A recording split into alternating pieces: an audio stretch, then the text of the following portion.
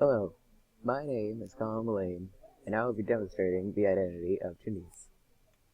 This presentation will revolve around one specific research question, being how do the people of Tunis represent Tunis?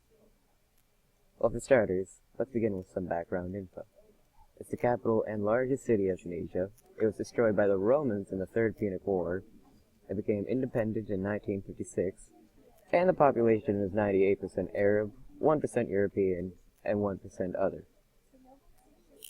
But who are some famous people from Tunis? Mohamed Bouazizi represents what the people from Tunis stand for. He was a street vendor who was harassed by police officers in public, and he was demanded for bribes. After he tried to complain to government officials, but was not listened, he later exited the government official building and set himself on fire in protest. He passed away at age 26. And he was also the one who started the Jasmine Revolution in Tunisia to fight against the corrupt government. And while the government in Tunisia is awful, there's no doubt about that, it was once a phenomenal government. During the Hafsid dynasty, Tunis was in a period of peace due to trade and foreign agreements.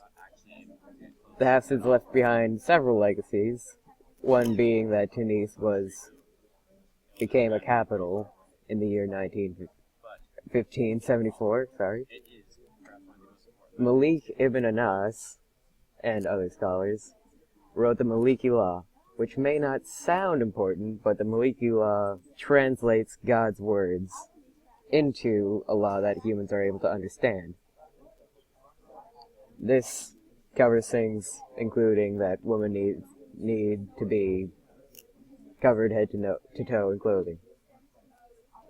Lastly, historian Ibn Khaldun wrote the history of Muslims in North Africa. He was a very intelligent scholar who memorized many works, including the Quran, and his intelligence has made many strong enemies, getting him arrested several times during his life, which also represents the identity of Tunis, which we'll get to later. But why aren't the people of Tunis able to achieve this form of government? Well, Tunis has been independent for a very small amount of time, so they do not have as much knowledge of government as other cities and countries. Their economy is largely based on exports and tourism. They're having difficulties modernizing to the rest of the world. And the corrupt President Ben Ali has given Tunisia a bad reputation, and it's hard for them to recover from his rule. So what does this all say about the identity of Tunis? While vague, they are persistent, and they will fight for what they need and their basic rights and necessities. Even after just a few short decades, Tunis has just made a very strong reputation for themselves.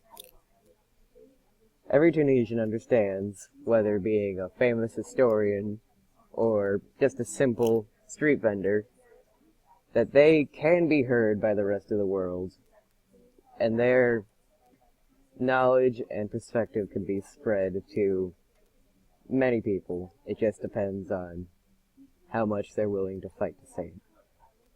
That is the identity of Tunis.